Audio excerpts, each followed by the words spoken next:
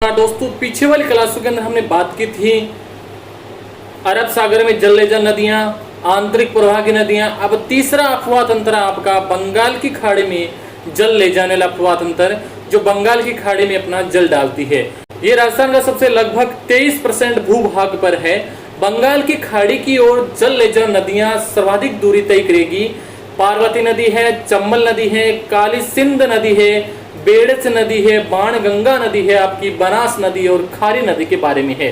तो चंबल नदी का उद्गम होता है जाना पाहो की पहाड़ियां, इंदौर एमपी से होता है। जो चंबल नदी है निकलती कहां से है? जाना पाहो की पहाड़ियां, इंदौर एमपी से नदियां निकलती है।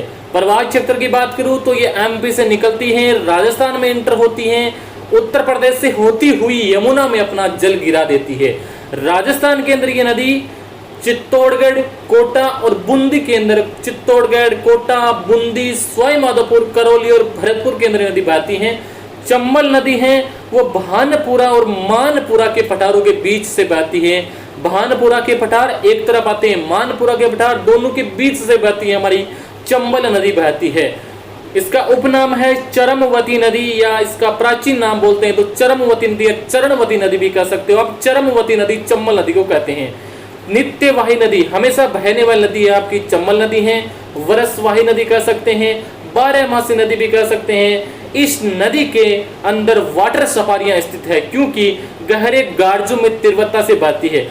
चंबल नदी जब बहती है तो ये बहते समय अनेक प्रकार के गड्ढे कर देती है अपने पानी से, इस प्रकार से, इसलिए इस नदी को बोलते हैं हम वाटर सफारी वाली नदियां। क्योंकि राजस्थान की से हम गंगा कहते हैं, राजस्थान की कामधेनु नदी भी चंबल नदी आपकी यूनेस्को के द्वारा अपनी सूची में शामिल नदी है। ये घड़ियालों की प्रजनन स्थली कौन सी है? चंबल नदी।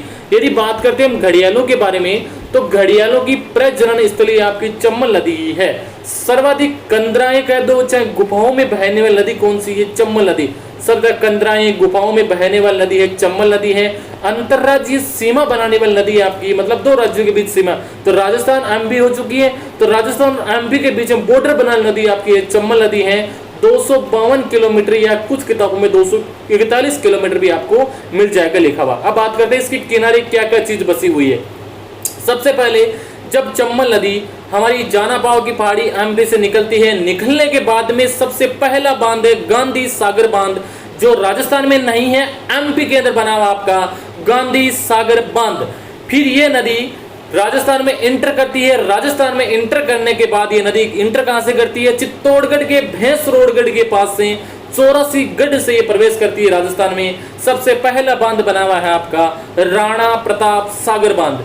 उसके बाद में है चुलिया जलप्रपात, जो कि चित्तौड़गढ़ के अंदर है। ऊंचाई है 18 मीटर। राजस्थान का सबसे ऊंचा जलप्रपात आपका चुलिया जलप्रपात, जो कि ऊंचाई है इसकी 18 मीटर है। अब बात करते हैं विश्व का सबसे ऊंचा एंजिल जलप्रपात है। विश्व का सबसे ऊंचा जलप्रपात कौन सा? एंजिला जलप्रपात है, जो दक्षिणी अमेरिका के अंदर है।